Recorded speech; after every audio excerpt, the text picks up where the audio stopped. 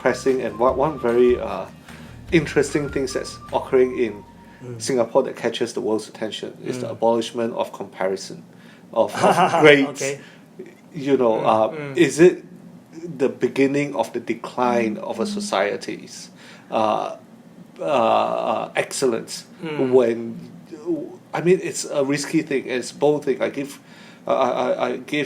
full respect and commendation for the government for doing it, but wow, it's 360.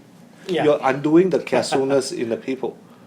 What I haven't spoken to any proper Singaporean, but what is the general consensus, the feeling amongst the parents? If I have straight A daughters who are number one, I would hate it. Yeah. Now there's nothing for me to show off. Right.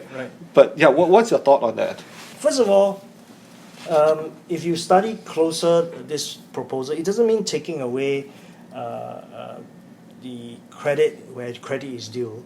It's just that you don't promote comparison between one another. So in other words, you did very well. Well done, you've done well, your result shows, but we're not going to flash it and say, hey, you're the top, or, you don't start comparing yourself with others. So your motivation to attain excellence is not as a result of competing with one another, but because you love to learn, because you know that, all these things that you're learning is fascinating and you're going for that. I think they are trying to shift that. So, of course, this is something that we've introduced. Whether at the end of the day it does turn out better results or not, I think is to be seen. How do you measure better result? Economic output or it could be happiness. Again, economic output at Singapore's level is very difficult to measure. We have already reached first world status. Yeah. So I think the measure of it.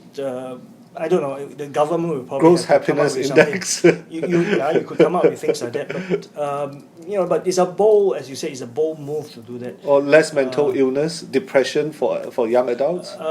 Yes. Suicide. Actually, government do have if you like, a blueprint, or there's a structure. We call it the Singapore agenda. Government has come up with 5 very salient areas to ensure that Singapore as a nation can go forward in a good way.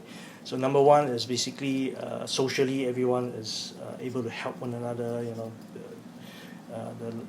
The weak supported by the community and things. That's something that gained full page attention of Straits Times 2 days ago. Okay. the Prime Minister was saying that everyone is no one left behind. Yes. Yeah, and it's something that involves the whole nation, and so this, if you go look deeper into it, you realize that there are many aspects of which we have to bring up from one another, and undue competition on a very selfish So level. are you for or against? Oh, I'm for it. I think it's something. I think we should introduce. The 5 Singapore agenda is all about bringing the nation into a much balanced, if you like, a balanced life at national level.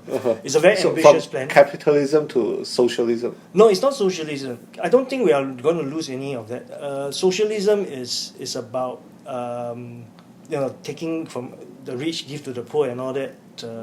This one you can argue, but it's about doing that. But here is about everyone being able to be aware of various aspects of the community in which they can contribute. Someone who is rich can be involved in community work.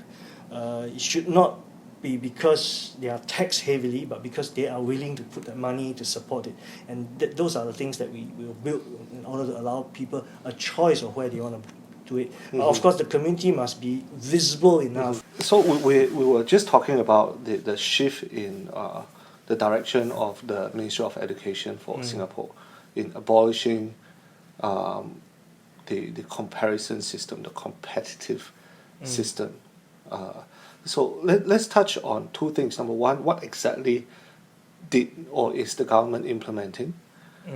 Number 2 is, on a micro level, how would it affect you as a parent? Well, I like the idea because on a macro level, I'd start with macro first, because macro basically says that, look, the emphasis is not being academically taught per se, but really is to achieve a desire to learn.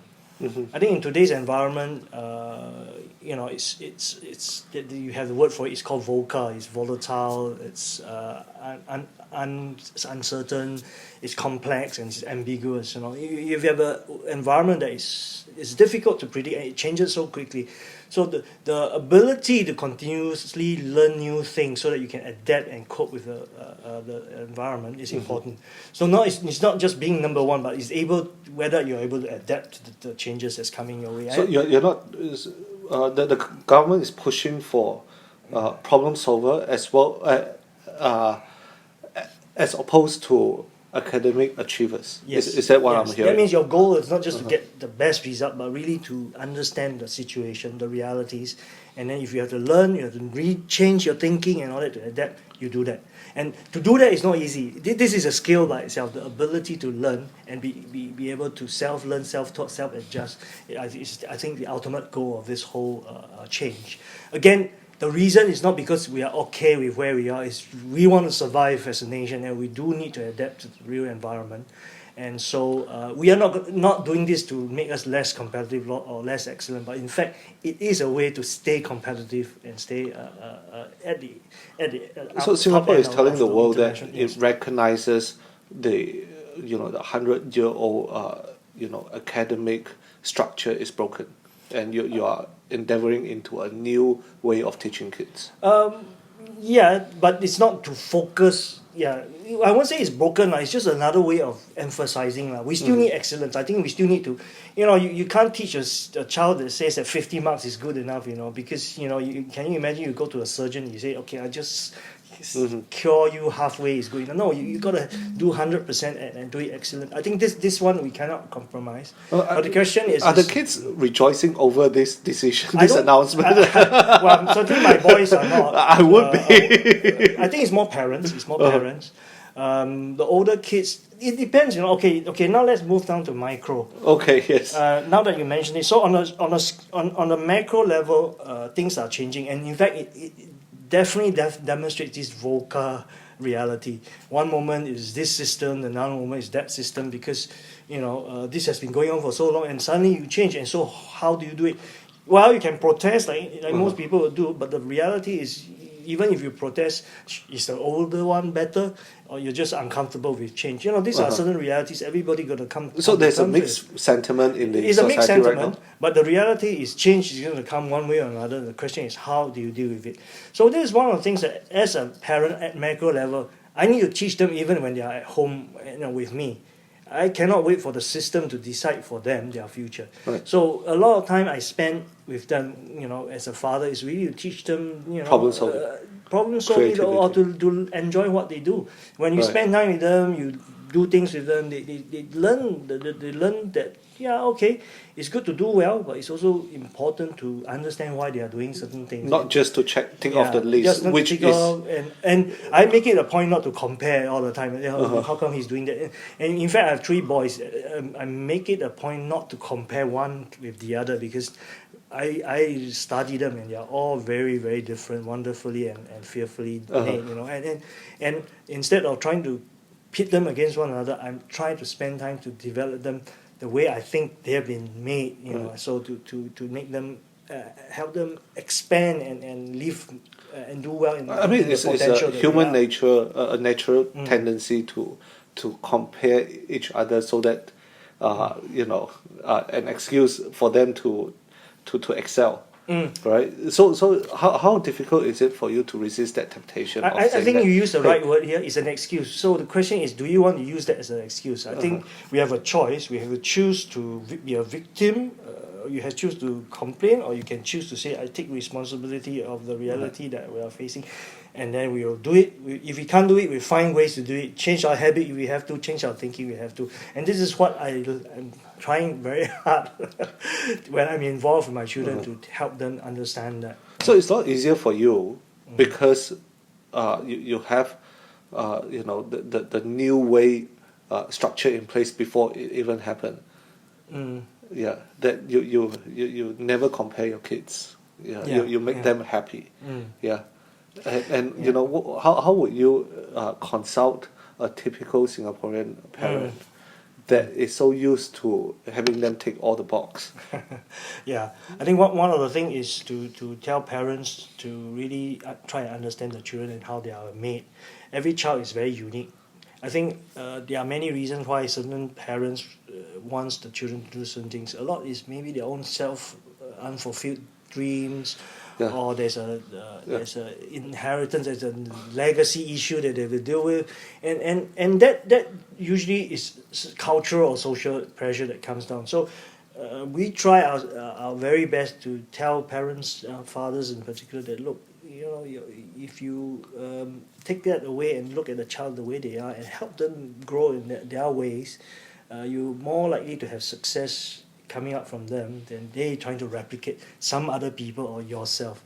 I mean, society does put a bit of pressure on them, and so it's important for the father to first self-aware, self-realize that success in life is not necessarily power, position, prestige, prosperity, or pleasure. It's at the end of your life what's Fulfillment, isn't it? important to you. Exactly. Recently I've talked to a friend who kind of gave me a very good statement. His perspective. He said that, are you defined by your resume or are you defined by your eulogy? And I was thinking, yeah, actually, resume ends the moment you leave your job, but eulogy is who you are even at the end of your Testament. life, and it carries on right from the beginning to the end. And so, if you have that perspective, then maybe the way you see what you emphasize, it might be different in your life. Well, all the things I mentioned, the powers and all that, are important as part of your journey, but it should not define you. It should help you ultimately achieve your eulogy, if you like, the person you are. And everybody has their eulogy. Are you able to live your life to the fullest based on who you are? And for me, Christian, and what God has given you for you to live in this life. That will be the ultimate goal in life. And as a father, if I can help project that to my child, and who has the confidence and realization of that, and I help him achieve that in his own life, I think I would have done my job well. So if he doesn't have to be the next prime minister. If he's not made to be one, and whatever he is, I'll just help him to discover. And I believe everyone is able to achieve greatness in their own way. More Singaporean needs to be like you. Well, have you seen a shift in behavior? Because in the last 10 years, there's huge influx of immigrants, expats. Yeah. It would have, I mean, even when I used to work here, going to the gym seems to be secondary, but now everyone is striving for that well-roundedness. Yeah. So Singapore has actually come a long way, do you think? Well, I would say we've come a long way. The fathering movement I talk about, That's for Life, was only launched about 10 years ago, 2009, about there. And yes, you've seen results from very small participation in father-child activities. Right now, you go to certain schools, you have 200-300 fathers. In fact, just this June, I attended a father-child overnight camp, and there were 500 of us. And this is a good sign. People are realizing. Is it a faith-based? No. It's through all the school. That's for Life is basically a secular, general, public movement. It's for anyone who has a child. They organize a camp overnight at the National Stadium, and and there will be activities like treasure hunt and stuff like that for the child and father to do. And of course, at the end of the day, they pick into their tent, and then they'll just do whatever they want. And that's interesting. That's something. I mean, from a commercial point of view, from a marketing point of view, the more people you can eliminate, the more niche you become, the more successful you will be. And this is case in point. Yeah. If you say that it's a parenting thing, it's a lot less sexy, and you attract a lot less attention. Yeah. The success of father movement. Yeah. Would it? How about mothers? would it neglect the other part, or is it because there is a well in place infrastructure for mothers that the government see that it's not needed? As a result, now the shift is into the father.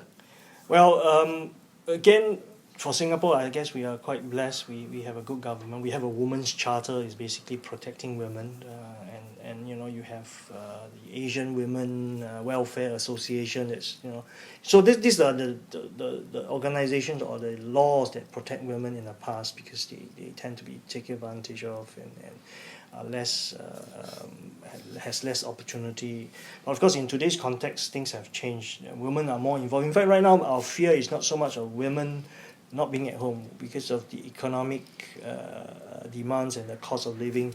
Women are gradually going into work. In fact, it's not gradual, it's quite in a big way. Where you find a lot of, in fact, in Singapore, there are a lot of CEOs, high positioned women as well. So the question right now is that, is it wrong? I don't think so. But the only thing is I would advocate is that for the fathers and the mothers to really know that at this stage you are so busy at your work that the more you have to work as a team to raise good children.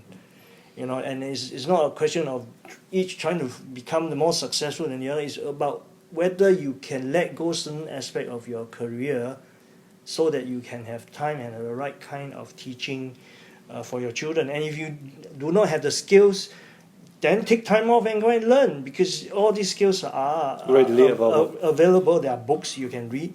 And together, that's why there are a lot of parenting calls, actually. It's not just the women or the men. The reason why we are focusing on men right now is because for the longest time, men has been neglecting. The women, by cultural norms, tend to be at home. But of course, as I said, the dynamics have changed already. So even women have to learn about how to be good parents. But the issue is that men are probably the one that cause more of the problems up to this stage. Of course, if we are very, very successful in creating this culture of fathering, then maybe at a point in time we will shift to parenting rather than just fathering. But at this point, fathering is still the focus, because we see that as being the problem in a social climate at the moment. Yeah.